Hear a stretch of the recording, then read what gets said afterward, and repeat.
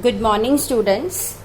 ਅਸੀਂ management accounting ਦੇ ਵਿੱਚ ਰੇਸ਼ੋ ਐਨਾਲਿਸਿਸ ਚੈਪਟਰ ਸ਼ੁਰੂ ਕੀਤਾ ਹੋਇਆ ਆ ਤੇ ਕੱਲ ਅਸੀਂ ਲਿਕੁਇਡਿਟੀ ਰੇਸ਼ੋਜ਼ ਲਰਨ ਕੀਤੀਆਂ ਸੀ ਕਿ ਲਿਕੁਇਡਿਟੀ ਰੇਸ਼ੋਜ਼ ਦੇ ਵਿੱਚ ਕਿਹੜੀਆਂ ਰੇਸ਼ੋਜ਼ ਆ ਜਿਹੜੀਆਂ ਕੈਲਕੂਲੇਟ ਕੀਤੀਆਂ ਜਾਂਦੀਆਂ ਆ। ਅਸੀਂ ਕਰੰਟ ਰੇਸ਼ੋ, ਲਿਕੁਇਡ ਰੇਸ਼ੋ ਤੇ ਐਬਸੋਲੂਟ ਲਿਕੁਇਡ ਰੇਸ਼ੋ ਕੈਲਕੂਲੇਟ ਕਰਨੀ ਸਿੱਖੀ ਸੀ। ਅੱਜ ਵੀ ਅਸੀਂ ਲਿਕੁਇਡਿਟੀ ਰੇਸ਼ੋਜ਼ ਦੇ ਹੀ ਕੁਝ ਸਮ ਸੋਲਵ ਕਰਨੇ ਆ, ਬਟ ਇਹਦੇ ਵਿੱਚ ਕੀ ਆ ਕਿ ਸਾਨੂੰ ਕੁਝ ਇਨਫੋਰਮੇਸ਼ਨ ਦਿੱਤੀ ਗਈ ਹੋਊਗੀ ਤੇ ਕੁਝ ਇਨਫੋਰਮੇਸ਼ਨ ਮਿਸਿੰਗ ਹੋਊਗੀ। ਅਸੀਂ ਉਸ ਦਿੱਤੀ ਗਈ ਇਨਫੋਰਮੇਸ਼ਨ ਦੇ ਬੇਸਿਸ ਤੇ ਜੋ ਇਨਫੋਰਮੇਸ਼ਨ ਮਿਸਿੰਗ ਆ ਉਹ ਕੈਲਕੂਲੇਟ ਕਰਨੀ ਆ। क्वेश्चन नंबर 4 देखो, calculate the current assets, liquid assets and inventory. हुण इहदे विच असीं करंट एसेट्स भी कैलकुलेट करने आ, लिक्विड एसेट्स भी कैलकुलेट करने आ ते इन्वेंटरी भी कैलकुलेट करनी आ। असीं इहदे विच करंट एसेट्स ते लिक्विड एसेट्स कैलकुलेट करने आ। क्वेश्चन नंबर 4 सानू करंट रेशो गिवन आ। करंट रेशो हैगी आ 2.6:1। ਹੁਣ ਅਸੀਂ ਕੀ ਕਰਾਂਗੇ, ਅਸੀਂ ਲੈਟ ਕਰਾਂਗੇ, ਲੈਟ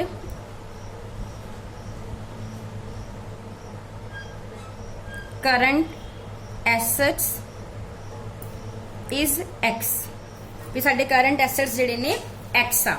ਸੋ ਅਸੀਂ ਸਾਨੂੰ ਕਰੰਟ ਲਾਇਬਿਲਿਟੀਜ਼ ਗਿਵਨ ਹੈਗੀਆਂ 40,000 ਦੀਆਂ। ਅਸੀਂ ਕਰੰਟ ਰੇਸ਼ੋ ਦਾ ਫਾਰਮੂਲਾ ਕੀ ਲਗਾਣਾ, current assets divide by current liabilities.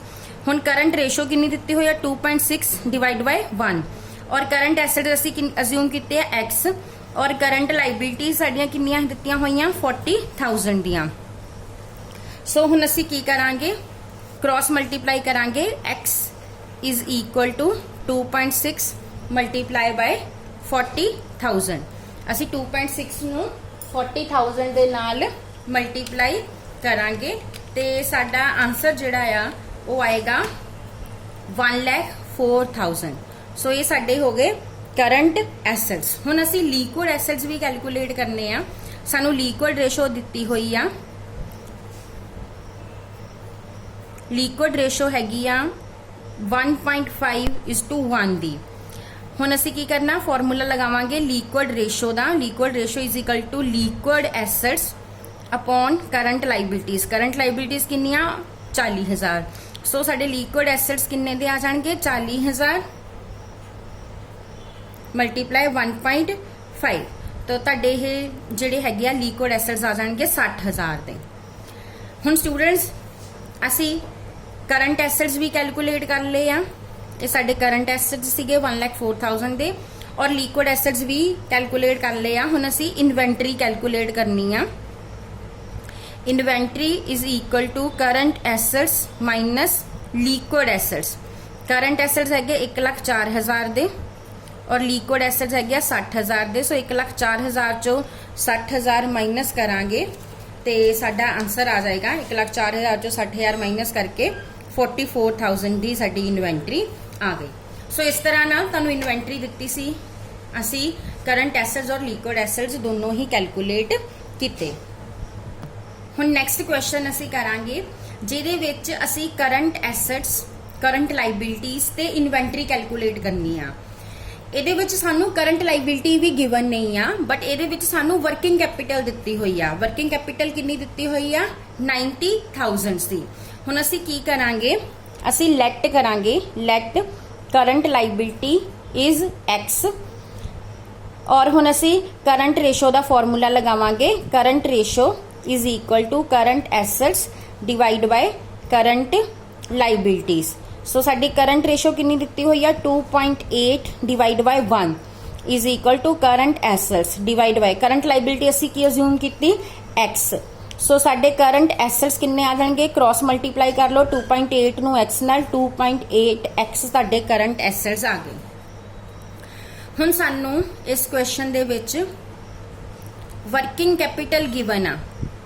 Working capital कितनी आ 90,000 दी। सो स्टूडेंट्स असी हुण वर्किंग कैपिटल दा फॉर्मूला लगावांगे। Working capital is equal to current assets minus current liabilities. So working capital कितनी आ 90,000 दी। 90,000 is equal to current assets कितने आ 2.8x माइनस करंट लाइबिलिटी असी की अज्यूम कीती सी x। So 90,000 is equal to 2.8 चो 1 माइनस हो जाऊगा तो 1.8x आ जाएगा। सो x कड्डण लई असी 90,000 नू 1.8 दे नाल डिवाइड करांगे।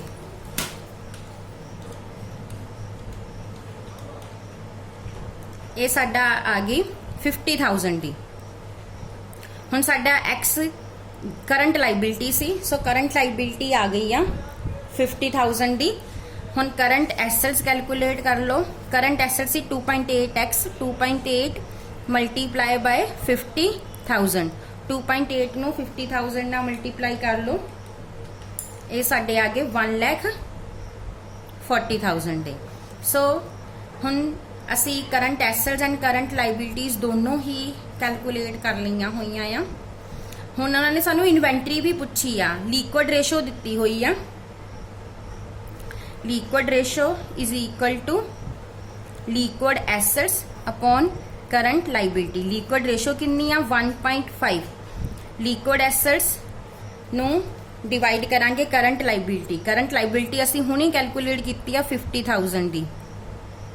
सो साडे लिक्विड एसेट्स किन्ने आ जाणगे 50,000 नू 1.5 ना मल्टीप्लाई कर लो। सो 50,000 नू 1.5 ना मल्टीप्लाई करूंगे तो 75,000 दे तुहाडे आ गए लिक्विड एसेट्स। हुण तुसी की करना, तुसी इन्वेंटरी कैलकुलेट करनी है। इन्वेंटरी का मैं हुणे फॉर्मूला दस्सिया सीगा, current assets minus liquid assets. So current assets किन्ने दे आ 1,40,000 दे और लिक्विड एसेट्स किन्ने दे आ 75,000 दे।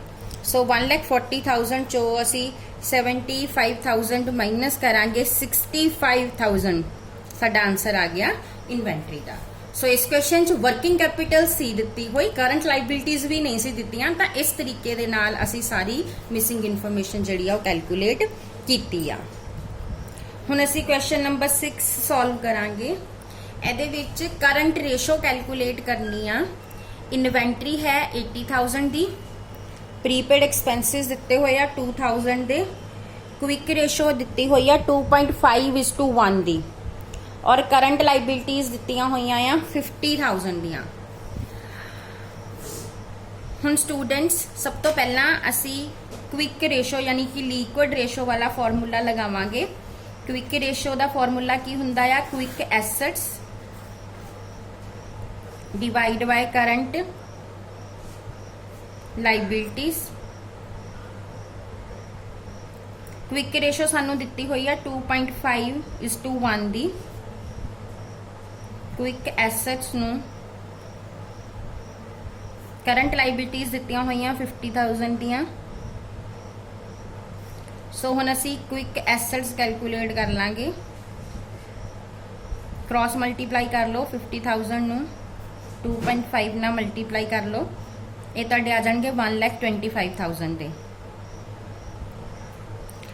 हुण स्टूडेंट साडे कोल क्विक एसेट्स हैगे आ, असी करंट एसेट्स कैलकुलेट करना।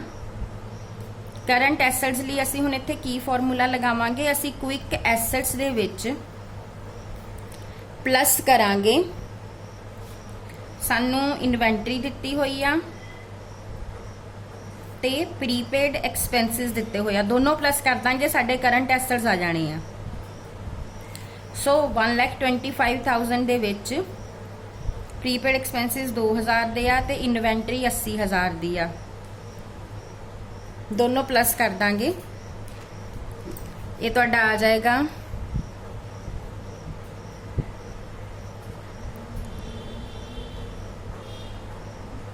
2,07,000। हुण करंट रेशो कैलकुलेट कर लो। करंट एसेट्स है 2,07,000 दे डिवाइड बाय करंट लाइबिलिटीज हैगियां 50,000 दियां।